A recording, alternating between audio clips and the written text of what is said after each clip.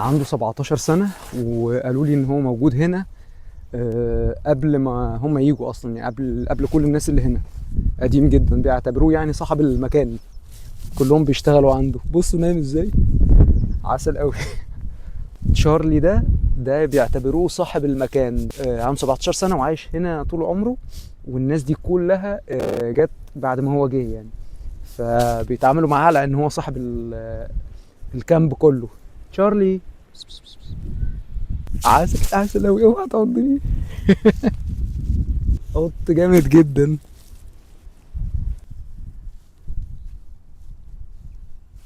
هنا بص، بيزق ايدي عشان اجيبها عند بطنه، مبسوط قوي.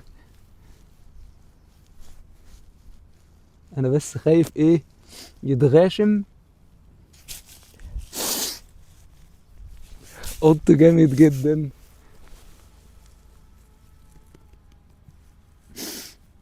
بص هو بيحب بطنه قوي.